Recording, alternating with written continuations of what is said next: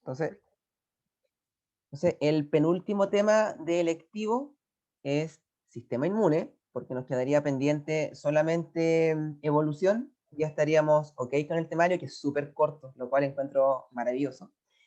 Los dos objetivos para hoy sería primero identificar las características y componentes de las barreras defensivas, y si es que alcanzamos, porque puede que no, reconocer la importancia y funcionamiento de las vacunas. Son, como les decía recién, según el temario, son temas bastante acotados, así que no es tanto lo que podría parecer, y es bastante sencillo. Algunas preguntas introductorias, por ejemplo, si quieren responden, si no, no, pero ideal sería que sí. Por ejemplo, ¿qué ocurre con nuestro organismo cuando nos enfermamos? Si alguien quiere nombrar algún síntoma, por ejemplo, como para ir ¿Nos da introduciendo. fiebre? Ya, a veces sí, fiebre, eso es un síntoma, perfecto. ¿Algo más? ¿Otro síntoma que no sea fiebre? Un dolor muscular. Dolor muscular, sí, perfecto. ¿Qué más? Piensen que están enfermos, cuando han estado enfermos, ¿cómo se han sentido? Enfermos o enfermas. Me da frío.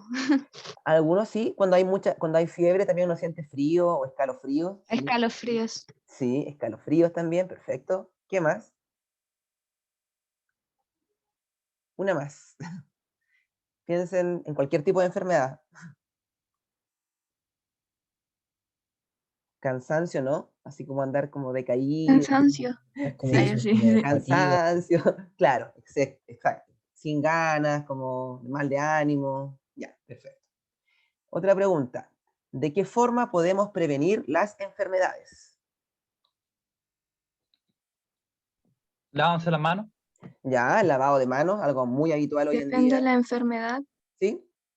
Depende de la enfermedad. Hay de contacto, siempre higiene. Ya, Y, o sea, hereditaria, no sé, vida saludable. ya, sí, perfecto. También por aquí en el chat dicen vacunas. Perfecto, también es la forma de prevenir enfermedades. Otra pregunta. ¿Cómo podría defenderse nuestro cuerpo si el proceso de fagocitosis no funcionara correctamente? ¿Alguna idea? No importa si no lo saben, es lo que se les ocurra. Si la fagocitosis no funcionara. Se pasa a la tercera barrera defensiva, que ya es de manera externa. Perfecto. Vacunas, antibióticos, antivirales, dependiendo lo que se tenga. Ya, muy bien, esa sería una opción.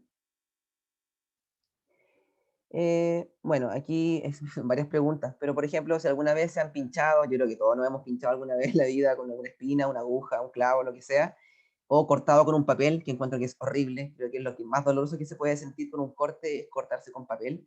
Eh, ¿Qué pasa con la zona del cuerpo cuando nos pinchamos o nos cortamos? Se enrojece. Se enrojece, ya, ¿qué más? Como que se inflama.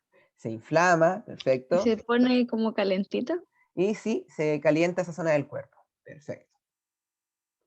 Y por último, sobre las vacunas. ¿Qué saben de las vacunas? Y cuando se han vacunado, en el cuerpo, ¿qué han sentido? ¿Algún cambio? ¿Han sentido nada? Ahora que estamos en plena pandemia. Dolor. Ya. El brazo pesado. El brazo pesado, sí, es una alternativa. Algunos sienten nada, así que genial por ellos o ellas. ¿Algo más? ¿Alguna idea de las vacunas? ¿Qué son las vacunas? ¿O qué tipos de vacunas hay?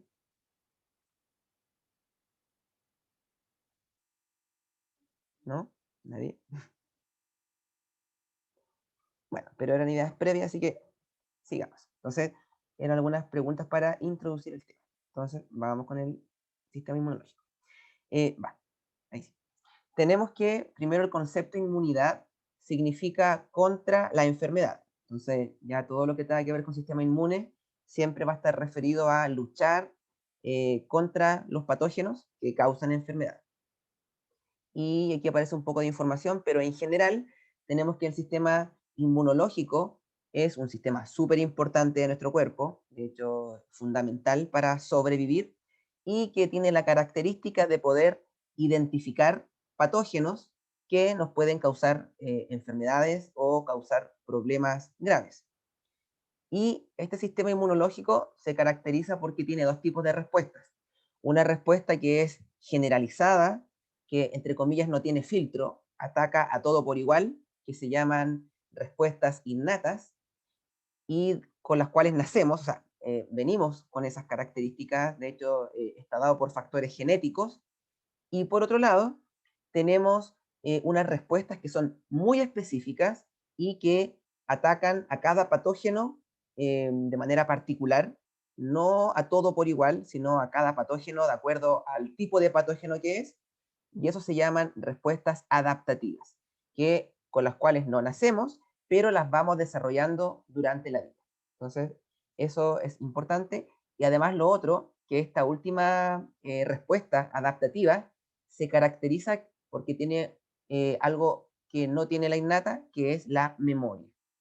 De hecho, a partir de ese concepto de memoria, surge todo lo que son las vacunas.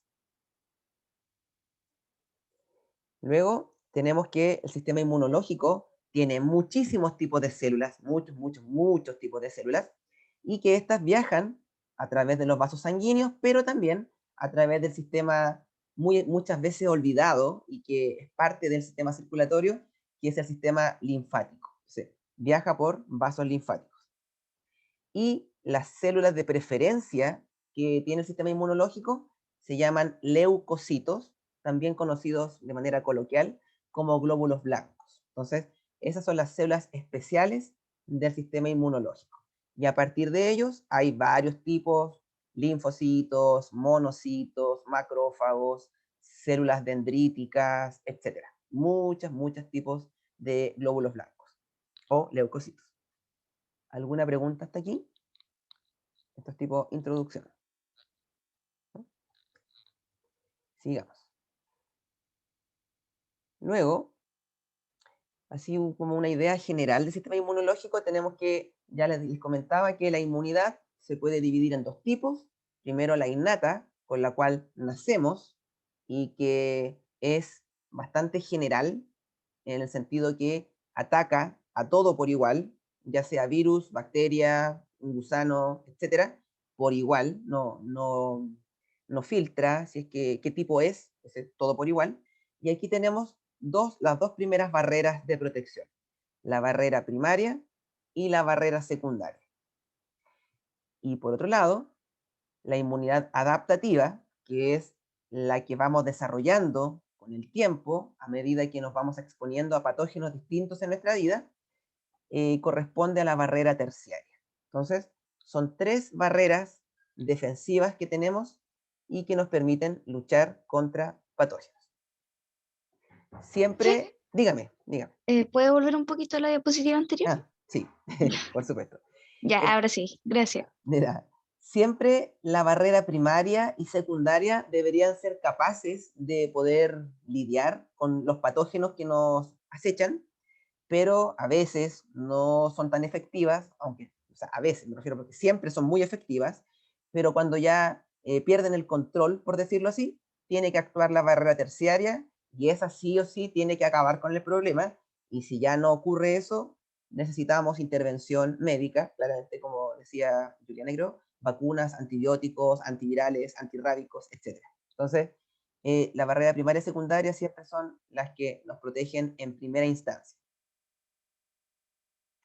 Luego, aquí tenemos una imagen general del sistema inmunológico que tiene muchos órganos, tejidos, etc. Por ejemplo, tenemos un órgano que es de tipo primario, muy importante, que es la médula ósea. ¿Por qué la médula ósea es tan importante? Ahí se producen ay, no me acuerdo, los linfocitos, creo. Ya, No, perfecto. los linfocitos, Sí, o los está del bien. timo. Habían unos que se creaban Sí. en el timo. Está bien, sí. La médula ósea es muy importante porque en ella se crean o se fabrican todos los tipos de células del sistema inmunológico. Por eso es tan importante. Así que está bien en su respuesta. También tenemos otro órgano que es primario, que es el timo. ¿Por qué? Porque en él maduran algunos tipos de células como los linfocitos T, T de tomate, y además que, no sé qué pasa aquí, y estos linfocitos también se acumulan ahí. Entonces, por eso es un órgano primario. Tenemos, luego todos los demás órganos son secundarios. Tanto la médula ósea y el timo son primarios, todos los demás son secundarios. Y aquí haremos una mención honrosa, por ejemplo, a los ganglios linfáticos, que también se llaman linfonodos, y estos componentes, estos órganos, se caracterizan porque se distribuyen en muchas partes del cuerpo, cuello, axilas, en varias partes, y estas estructuras tienen la característica que van filtrando la sangre, la linfa específicamente, y cuando hay algún patógeno, algún antígeno extraño, aquí se pueden, por ejemplo, como, por decirlo así, como descubrir y pueden ser atacados.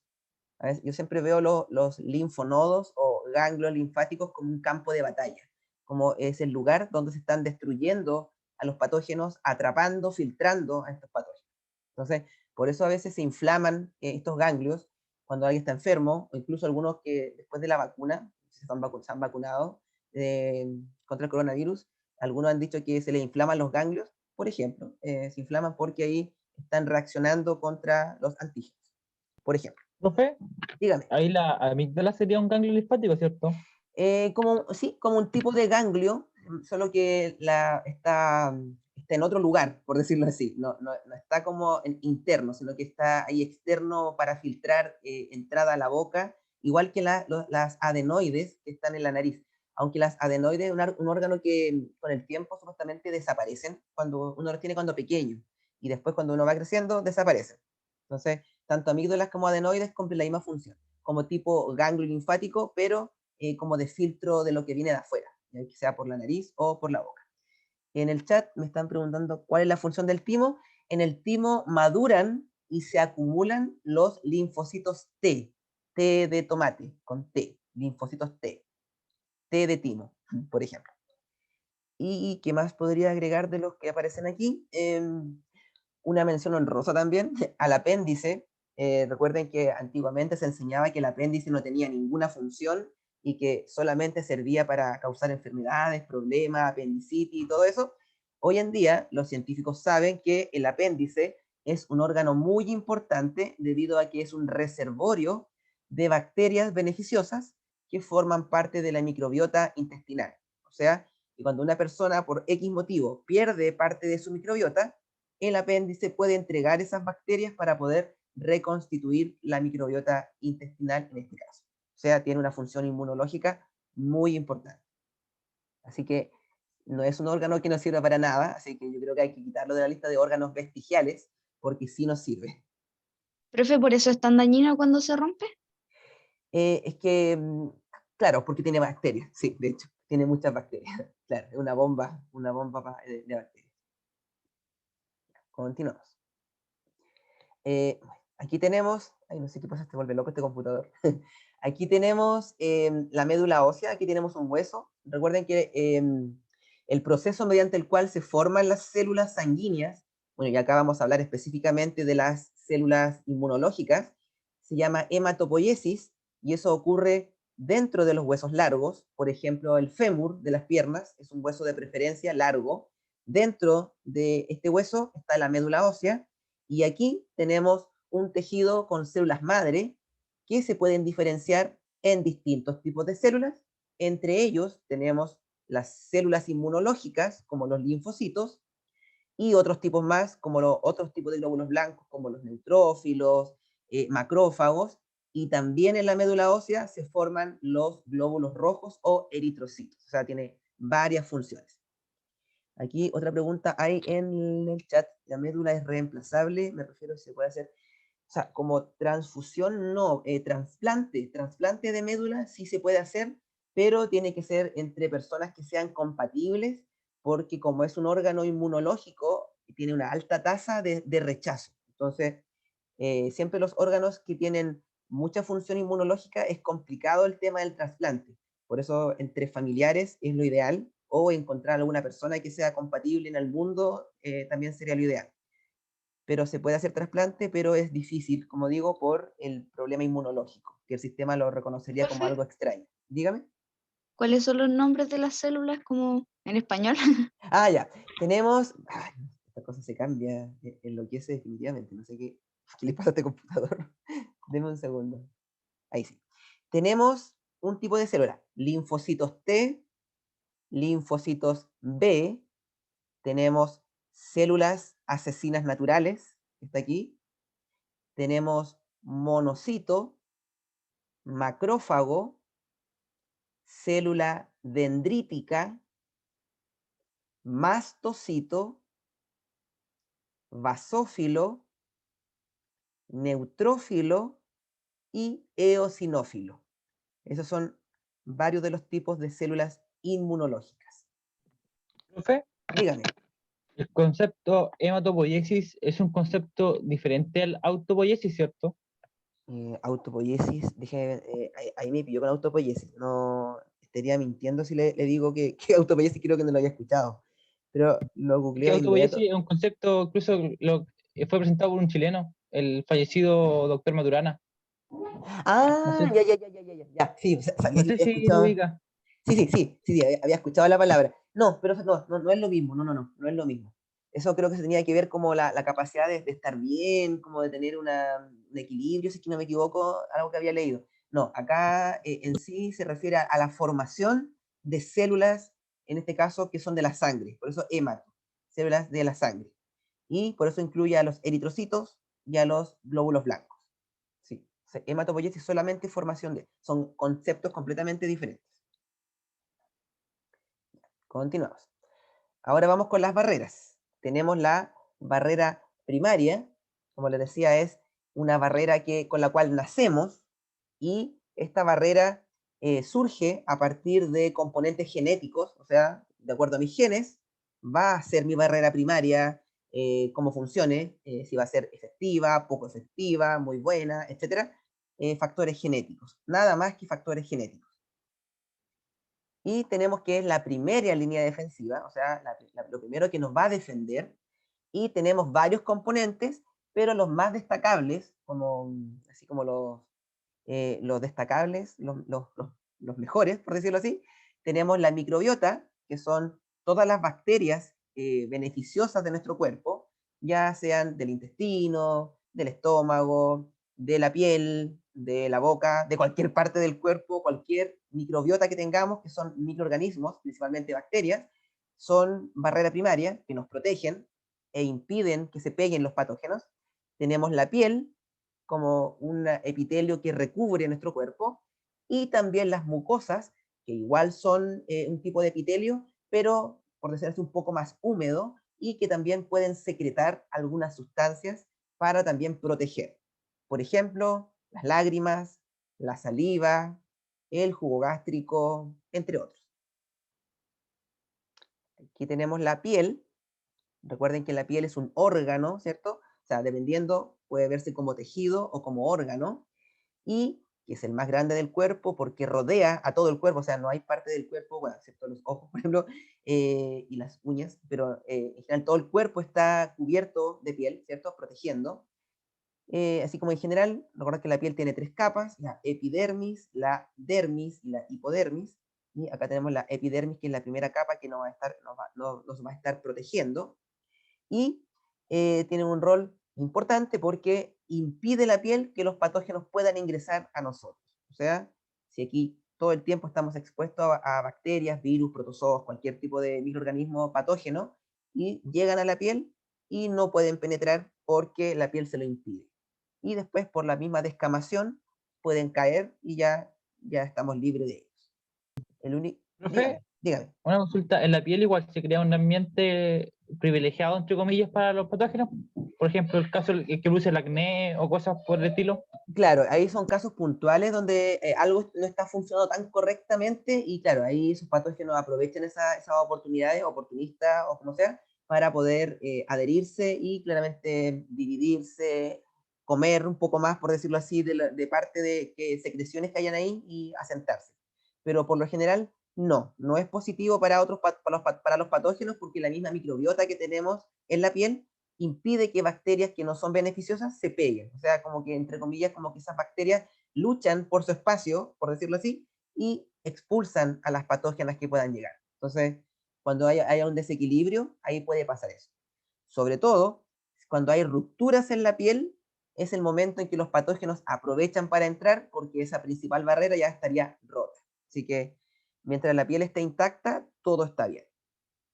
Aquí en el chat dice, cuando hablamos de piel se incluyen las vellosidades, que igual funcionan como bloqueo de sustancia. Vellosidades, es que en las mucosas tenemos algunas vellosidades, eso cuando hablamos de epitelios internos, porque en el caso de la piel sería las capas de la piel.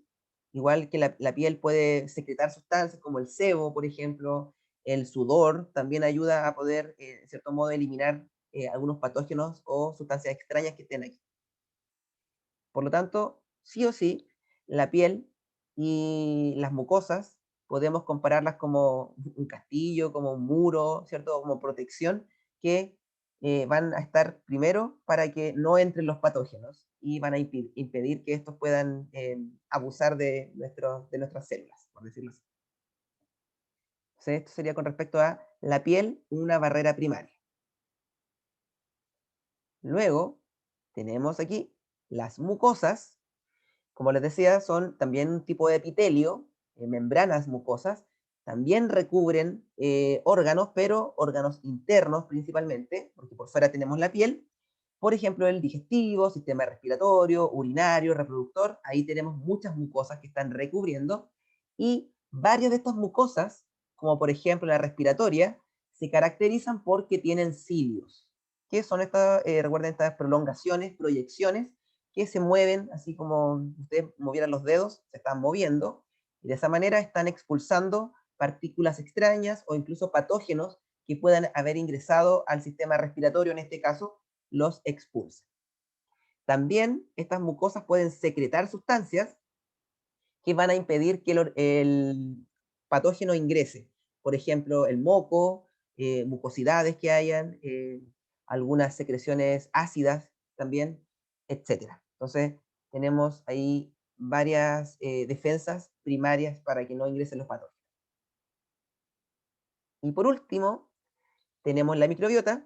Como ya les comentaba, son bacterias beneficiosas, principalmente, aunque también hay algunas levaduras que forman parte de nuestro organismo en general, ya sea del intestino, por ejemplo, tenemos también en la piel, en el caso de las mujeres, en el tracto urogenital, tienen gran cantidad de bacterias beneficiosas, y estas lo que hacen, impiden que microorganismos patógenos se adhieran y causen enfermedad, porque en cierto modo luchan por quedarse ahí. Entonces, si una bacteria patógena llega, se va a querer asentar en el organismo, pero nuestra microbiota se lo impide. Entonces, por lo tanto, también es una barrera primaria que impide que estos patógenos se queden. Entonces, estos tres componentes son la primera línea de defensa que nos van a proteger contra gran parte de los patógenos. Y, como les decía, no tiene filtro, o sea, ataca a todo por igual. Ya sea un protozoo, una bacteria, un virus, todo va a ser atacado por igual, destruido de igual manera. ¿Preguntas, dudas? Barreras primarias. ¿No? Seguimos entonces. Profe, una Dígame. consulta ¿Sí? en cuanto a la protección de la piel. En este caso, cuando uno se hace un corte, las plaquetas estarían formando parte de esta primera barrera, ¿cierto? Las plaquetas no son sistema inmunológico, son más bien del sistema circulatorio, pero que tiene, o sea, a ver, tiene función de protección, pero no función a ver, no evita que entren los patógenos, lo que evita es que se escape la sangre o se escapen los fluidos. Entonces, las plaquetas serían parte del sistema circulatorio, sanguíneo. Profe, pero eso indirectamente permite que no entren bacterias, ¿cierto? Por ejemplo, cuando uno se Eh, hace un corte y después las plaquetas cicatrizan es que el patógeno igual podría, indirectamente, ¿no? indirectamente, porque el patógeno igual podría entrar. Lo que ahí va a entrar también en juego son glóbulos blancos que van a estar ahí esperando que entre un patógeno para comérselo y fagocitarlo. Entonces, las plaquetas no podrían cumplir eso. O sea, como le digo, tienen que cerrar solamente eso. Lo que sí van a impedir es que esa herida quede abierta y quede espacio como para que sigan entrando patógenos, por así decirlo. Pero no es que ellas tengan una función de proteger. No, proteger sí, que no se escapen los fluidos. Esa es la función principal.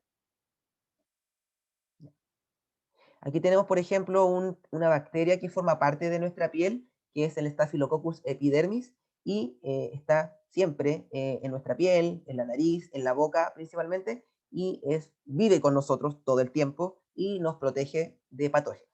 Claramente, toda nuestra microbiota, las bacterias principalmente, igual son doble estándar, porque si son oportunistas muchas de ellas, o sea, cuando está la oportunidad de causar enfermedad, también nos pueden causar daño, pero mientras todo esté en equilibrio, ellas felices con nosotros y nosotros con ellas. Barrera secundaria.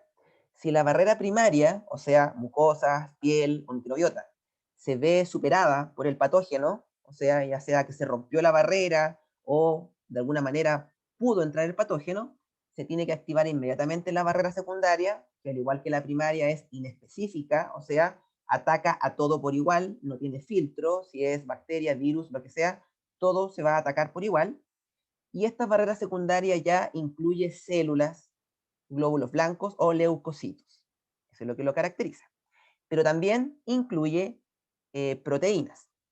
Tenemos que estas barreras también son innatas, como les decía, nacemos con ellas, igual derivan de factores genéticos y se activan solamente cuando las primarias ya han sido derrotadas, por decirlo así, o traspasadas. Por ejemplo, tenemos el sistema del complemento. No sé si lo han escuchado. Aquí tenemos una imagen, en realidad no, la imagen no dice tanto, pero básicamente el sistema del complemento es un conjunto de más de 20 proteínas, aquí 1, 2, 4, la B, la D, 5, 6, 7, 8, 9, y hay más también, que estas proteínas se caracterizan que cuando ingresa un patógeno, ellas pueden identificar ciertas partes de un patógeno y se van activando en cadena. Una activa a la otra. Por ejemplo, la B activa a la D activa a la C3, y así una cascada de reacciones de proteínas enzimáticas, son todas enzimas también. ¿Y qué pasa con esto?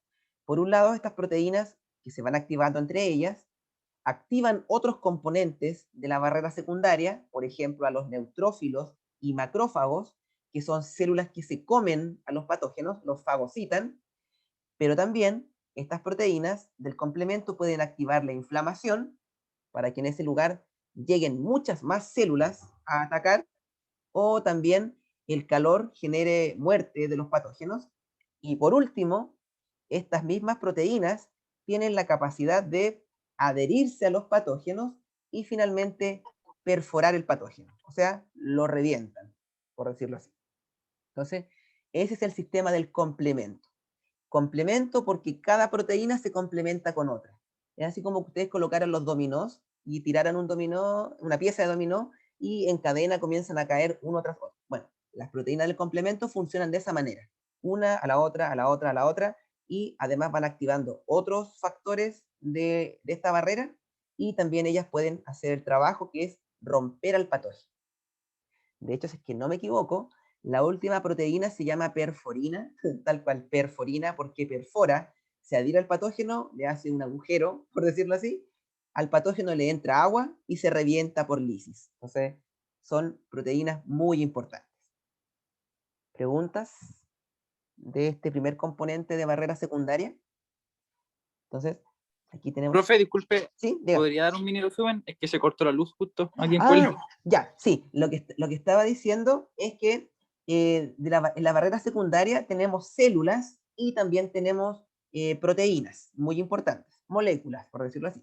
Una de esas moléculas constituyen lo que se conoce como el sistema del complemento o de complemento, y estas proteínas lo que tienen de característico es que son proteínas que se activan, una activa a la otra, así como un dominó, colocar las piezas y tirar una pieza y que una vaya activando, una vaya botando a la otra pieza.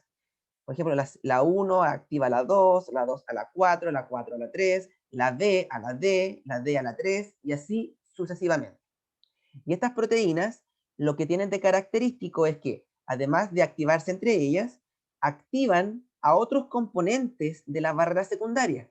Por ejemplo, a los neutrófilos y los macrófagos que hacen fagocitosis, activan la inflamación para que en ese lugar haya más sangre y sea mucho mejor la respuesta. Y por último, ellas también son capaces de causar daño a los patógenos. ¿De qué manera? que las últimas proteínas, o específicamente la última, perfora al patógeno, le hace un agujero, al patógeno le entra agua y se revienta por lisis. O sea, son muy importantes y son barreras secundarias. ¿Sí? Eso había dicho sobre estas proteínas. Gracias, Profe, profe. De nada, dígame. ¿y cuál es la relación con los neutrófilos y los macrófagos? La relación es que, por ejemplo, aquí miren, aparece la C3, aquí dice activación de C3, y la C3 es capaz de inducir fagocitosis porque ella le manda una señal molecular a los neutrófilos y a los macrófagos para que ellos puedan ir a fagocitar. Es como que le están diciendo, Ya. ven aquí, ven aquí. De hecho, marcan al patógeno para que el patógeno se note dentro de lo extraño y ellos puedan ir a comérselo. Entonces, por eso esa relación tienen con él. Esto aquí aparece un macrófago y aquí aparecen unos neutrófilos patrullando en un vaso sanguíneo. Luego del sistema de complemento, tenemos ya la fagocitosis en sí como proceso, que es súper importante y es una herramienta, por decirlo así, o arma vital en esta barrera secundaria. Recuerden primero que la fagocitosis es un tipo de transporte activo, ligando el contenido con lo anterior. Es un tipo de endocitosis, donde lo que ocurre es que ingresa algo grande a la célula, se gasta ATP, claramente, y de esta manera las células que fagocitan se pueden comer a los patógenos. Lo ingresan, lo destruyen y después eliminan lo que nos sirve. ¿Y qué ocurre aquí? Tenemos que, o sea, ¿quién actúa aquí? Hay varios tipos de células que pueden hacer este proceso. Los macrófagos, que son los que más se nombran siempre, los neutrófilos, las células dendríticas, también los eosinófilos pueden comer también, por ejemplo, los eosinófilos comen gusanos, y ¿cuál más? Los basófilos también pueden hacerlo. Aquí tenemos una imagen donde se puede evidenciar de manera explícita el proceso de fagocitosis. En este caso, este sería un macrófago. Vemos que en el punto número 1, aquí, está el patógeno, aquí con color rojo, y este macrófago tiene ciertos receptores que identifican al patógeno. Entonces, ellos saben que hay algo extraño, entonces lo reconocen. Ese es el punto 1. Luego, en el punto 2, tenemos que por endocitosis, recuerden que ingresa algo grande, se forma esta vesícula que tiene parte de membrana, que se llama fagosoma. Y este fagosoma engloba al patógeno. Entonces, aquí adentro de esta vesícula está el patógeno. Luego viene el punto 3, tenemos que este fagosoma tiene que viajar por el macrófago hasta llegar a los lisosomas. Recuerden que habíamos dicho que los lisosomas son organelos de una membrana que tienen enzimas digestivas, hidrolíticas, y que se caracterizan porque pueden romper lo viejo propio de la célula o lo extraño. En este caso, el fagosoma se fusiona con el lisosoma. De esta manera, el lisosoma le entrega sus enzimas hidrolíticas y así el patógeno puede ser degradado. De hecho, este fagosoma en el punto 3 pasa a llamarse fagolisosoma, porque es el fagosoma unido o fusionado con el lisosoma. Entonces, el patógeno se degrada.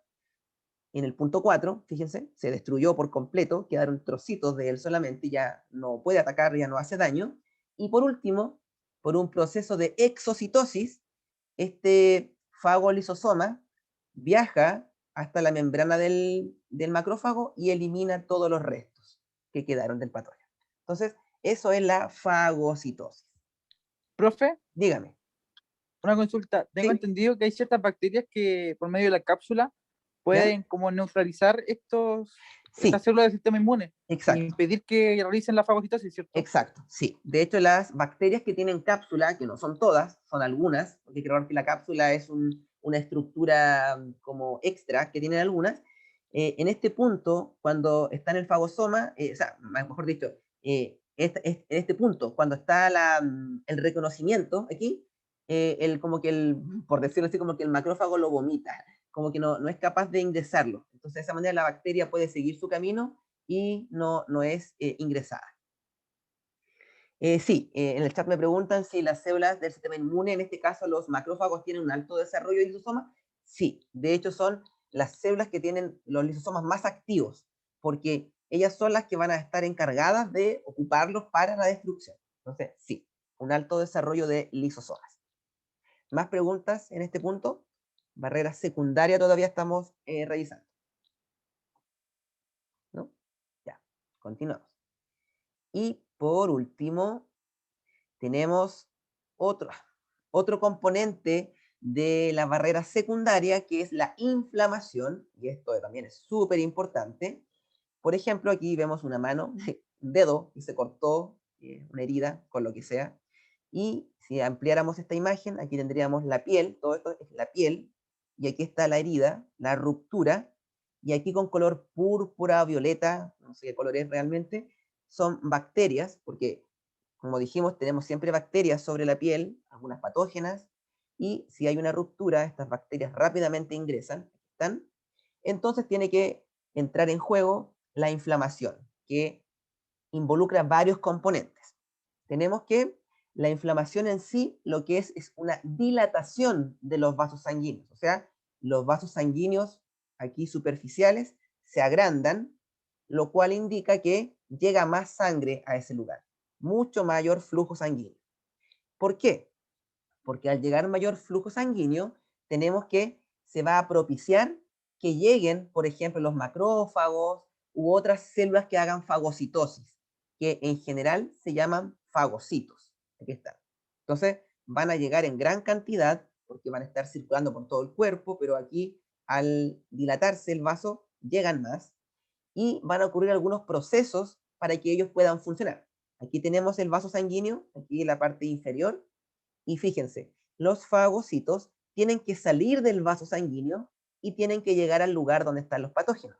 Entonces, cuando ellos salen del vaso sanguíneo, pasan a través de estas pequeñas aberturas que hay, y ese proceso se llama diapédesis. Diapédesis, porque la forma que tienen ellos cambia, o sea, como que se vuelven como tipo gusanos, por decirlo así, y pasan a través del vaso sanguíneo para poder ir a la zona afectada. Entonces, diapédesis sería el primer proceso. Salen los fagocitos a través de este proceso. Voy a leer el chat. Dice, pero solo cuando la herida es Ah, no, claro. Sí, solamente en este caso sería cuando la herida es muy pequeña, superficial y es un foco infeccioso, porque si claramente es una herida muy profunda, el cuerpo tiene claramente priorizar que órganos vitales tengan el flujo sanguíneo. Sí, esto sería solamente, gracias por la acotación, sería solamente cuando son heridas muy pequeñas. Sí, eso sí. Primer proceso, la diapédesis. Luego tenemos que estas células tienen que, entre comillas, como saber a dónde ir, y la manera de poder llegar a los patógenos se llama quimiotaxis. Quimio de químico y taxis como de dirección hacia algún lugar. Entonces, eso quiere decir que acá se liberan sustancias químicas a raíz de esta infección, entonces ellos pueden ir a ese lugar siguiendo estos rastros químicos que se están liberando. O sea, sí pueden llegar aquí y finalmente, una vez que reconocen a estos patógenos, los fagocitan a través de lo que ya nombramos recién, de la fagocitosis, y pueden eliminarlos. Entonces, la inflamación básicamente potencia que lleguen las células que hacen fagocitosis. Bueno, además, la inflamación también, como decían al principio, aumenta el calor, entonces también hace que ese cambio pueda también matar quizá algún patógeno o generarle condiciones que no sean favorables, y eso sería. Entonces la inflamación es súper importante. Es molesta, sí, pero muy importante para el proceso. ¿Alguna pregunta? Aún barrera secundaria. ¿Nadie? Ya. Continuamos. Y por último, tenemos la barrera terciaria, y aquí ya cambiamos por decirlo así, como de tipo de inmunidad, porque recuerden que tanto la primaria como la secundaria son innatas, nacemos con ellas, y además esas barreras son, como les decía, inespecíficas, o sea, atacan a todo por igual, no hay un filtro, y los factores genéticos determinan qué tan poderosas o qué tan efectivas o cuánto alcance puedan tener. En cambio, la barrera terciaria se desarrolla con el tiempo. O sea, cuando nacemos, vamos a comenzar a desarrollar la barrera terciaria cuando nos vamos enfrentando a distintos patógenos o a componentes dañinos del ambiente. Entonces, la barrera terciaria se caracteriza porque es la última barrera, y si ya esta no es capaz de solucionar el problema, como les decía, vamos a requerir que un médico, claramente alguna sustancia, nos ayude a poder defendernos.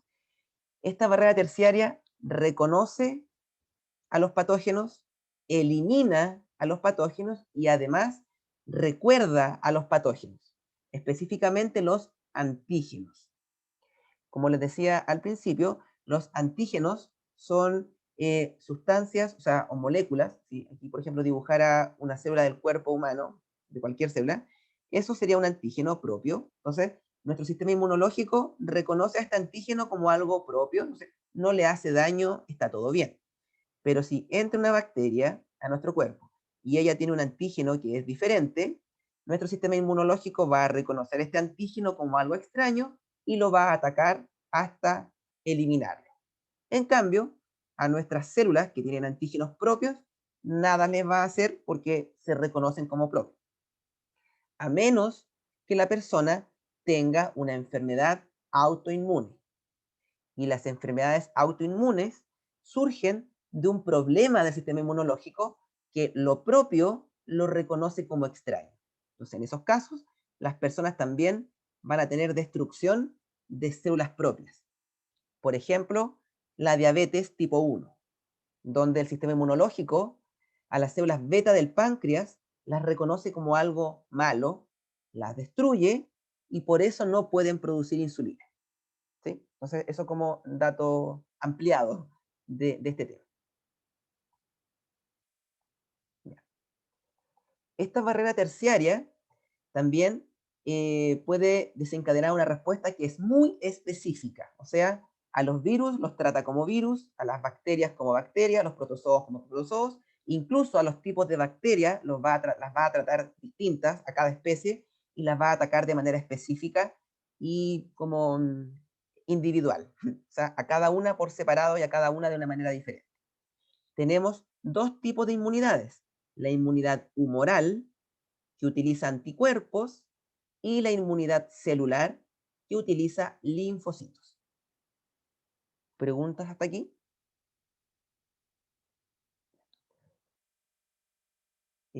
Coloqué un resumen de esta inmunidad, porque tenemos que, en este tipo de inmunidad hay dos variantes. Una inmunidad que se llama activa y una inmunidad que se llama pasiva.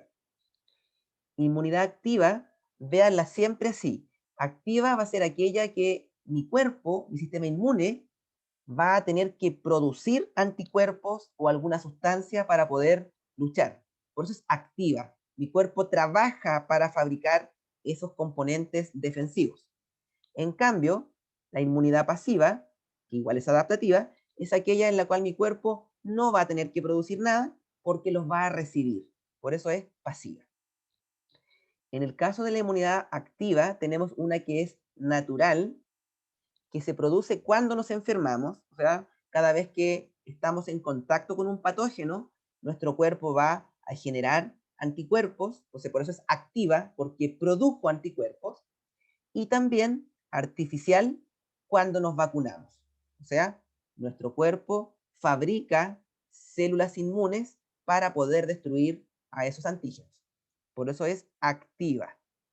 Nuestro cuerpo produce componentes defensivos, específicamente anticuerpos. En cambio, la inmunidad pasiva también puede ser natural y esta ocurre solamente cuando una mamá da de lactar a su bebé y a través de la leche materna la madre le entrega anticuerpos a ese bebé porque el bebé aún no tiene una respuesta completa, ¿cierto? Su inmunidad está formándose. Entonces ese bebé recibe anticuerpos, pero él no los produce. Por eso es pasiva, porque recibió anticuerpos. Y es natural porque la madre es humana, el hijo es humano, entonces le entrega anticuerpos humanos. Y por otro lado, pasiva pero artificial, cuando una persona que puede tener defensas bajas, alguna inmunodeficiencia, por ejemplo, y no se puede defender solo contra las infecciones, recibe sueros que traen anticuerpos que no son propios, entonces es artificial, porque le colocan anticuerpos para que puedan defender a esa persona. Y ahí tendríamos los tipos de inmunidad adaptativa de acuerdo a si son activas o pasivas. ¿Preguntas aquí?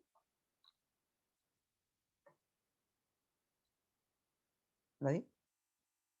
Entonces, para ir terminando, porque yo creo que la otra parte la vamos a dejar para el próximo jueves, todo lo que es vacuna, porque si no va a ser mucho ahora. Tenemos de manera general la inmunidad humoral, que ocupa anticuerpos, lo vamos a ver después, y voy a avanzar un poquito más aquí, y tenemos la inmunidad celular, que no ocupa anticuerpos, sino que lo que ocupa son células que van a destruir directamente a las células infectadas. Por ejemplo, células infectadas por virus, aquí podemos ver, o células tumorales. Los tumores que aparecen en el cuerpo son destruidos por la inmunidad celular. Así que eso sería por hoy. El próximo jueves terminamos este tema, lo que nos queda pendiente, y no sé si hay dudas. Profe, ¿cómo era la inmunidad ¿Humoral? artificial de los Ah, pasivos? O pasiva, no sé. ya, sí, pasiva, ya. La pasiva es una inmunidad donde el cuerpo no produce anticuerpos, sino que los recibe. Por eso es pasiva. La mamá le puede entregar anticuerpos al bebé mediante la leche materna o mediante la placenta. Entonces es pasiva porque el bebé recibe anticuerpos pero no los produce. Y personas que son inmunodeficientes reciben sueros con anticuerpos para poder tener defensas extra. Es pasiva porque esa persona no produjo anticuerpos, sino que los recibió. Por eso es pasiva. En cambio, en la activa, Ok. exacto. En cambio, en la activa, siempre el individuo va a producir anticuerpos. Su cuerpo gasta energía, gasta recursos para construirlos y elaborarlos para futuras defensas. Profe, en el caso de, sí, pues, del COVID artificial, activa Sería, artificial. exacto, activa y artificial, porque nuestro cuerpo genera anticuerpos contra el virus, pero no nos enfermamos de manera natural, sino que nos vacunaron. Y una persona que sí se haya enfermado va a generar anticuerpos propios, sería natural. Pero si después se vacunó, ahí también va a generar artificial, o sea, serían ambos casos en ese tema. ¿Más preguntas? ¿O de otra barrera, algún concepto? Dígame. La artificial pasiva, o sea, la pasiva Sí, artificial es sí. cuando, por ejemplo, hay un paciente ¿Sí? que nace por naturaleza con inmune a una enfermedad y de él se sacan ciertos anticuerpos, ¿o no? Sí, pueden ser, de hecho se pueden fabricar en laboratorio, producirse en masa, en síntesis de proteínas, o también pueden provenir de otro organismo, a veces. Antiguamente se ocupaban mucho, sobre todo de otros organismos, pero claramente ahora con las tecnologías nuevas se saca el gen que produce un anticuerpo, que es bueno para poder destruir algún tipo de patógeno, y se coloca en bacterias, y esto se puede producir en gran escala, y después eso se guarda y se almacena y se lleva a la persona que lo necesita. Sí, entonces son anticuerpos que son eficientes contra ese patógeno y que una persona no podría producir de manera normal porque es inmunodeficiente, por ejemplo, de manera natural o de manera inducida. Porque hay personas que nacen con inmunodeficiencias, pero hay personas que adquieren inmunodeficiencias, por ejemplo el VIH, que hace que una persona, si desarrolla el SIDA, tenga inmunodeficiencia, pero adquirida, no que nació con ella. ¿Más preguntas? Barrera primaria, secundaria.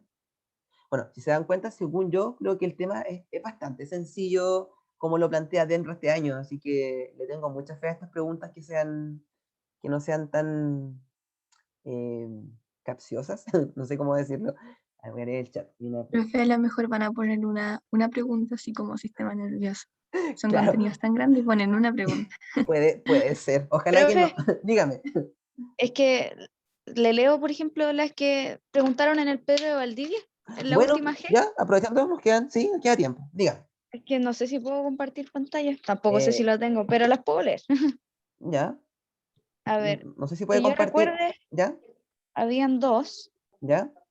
Espera, estoy buscando. A ver, tercera jornada. Preguntaron, ¿una persona adquiere inmunidad pasiva cuándo? ¿Ya? Y ahí la respuesta era, le inyectan anticuerpos formados por otro organismo. Ahí está, sí. Y pusieron el caso de la peste de cristal. ¿Ya? Decía la peste de cristal, decía cómo afectaba, cómo comenzaba la infección, daban como puras características ¿Ya? y después, luego de unos síntomas, cesan. Si la persona se vuelve a infectar con este virus, no va a presentar generalmente sintomatología. Esta situación es consecuencia de Y y sería la ahí el desarrollo de memoria inmunológica. memoria inmunológica, sí. Sí, ese tipo de preguntas son como a la salud, Entonces puede que son casos sea, concretos. claro, se puede que las preguntas vayan a ser así en el DEMRE. Esperemos en agosto cuando liberen el facsímil de este año para ver más o menos cómo ellos quieren preguntarlo. Pero sí, el tema, como les digo, está mucho más fácil que antes porque antes era el doble de este tema, así, mucho más, con más detalles, selección clonal, tolerancia inmunológica, era muchísimo. Así que yo creo que es un tema, aunque ojalá que aparezca más de una pregunta, pero que le pueden dar como un fuerte, así, porque es fácil, según yo, así como está ahora. Ya, ¿más preguntas? Si no hay más preguntas, entonces, continuaríamos el otro próximo jueves. Nos quedaría pendiente la inmunidad humoral, la celular y por último las vacunas. Y voy a tratar de buscar algunos ejercicios para que los veamos directo del DEMRE, para que vayamos, practiquen ese día. ¿Sí? Entonces, Profe, dígame, antes, dígame, ¿sí? en la inmunidad adaptativa pasiva, ¿Ya? ¿los anticuerpos después se siguen creando o solamente se obtienen? No, en la pasiva solamente se pueden, la persona nunca los va a producir y para poder tenerlos tienen que dárselos. De hecho, las personas que son inmunodeficientes y requieren algún tipo de suero acá artificial, tienen que darle cada cierto tiempo esos sueros para que tenga cierta protección y si los anticuerpos duran, no me acuerdo cuánto tiempo, ahí mentiría si digo el tiempo, pero creo que son unos, no sé si son semanas o un mes más o menos, que están circulando en el cuerpo, protegiendo, pero después ya se degradan porque tienen una cierta vida útil y si no hay células que los produzcan, no pueden haber más. Entonces ahí hay que volver a colocar un suero, si es que es necesario, para que nuevamente esté protegido contra lo que se requiere. Sí, eso con respecto a esa pregunta. ¿Sí? Gracias, profe. De nada. Profe, una Dígame, consulta por anexa supuesto. a esto. ¿Sí? ¿Nosotros vamos a ver genética en común o acá? En común. Ah, ya. En común, sí. En genética nos faltaría en ese... voy a dejar de grabar aquí.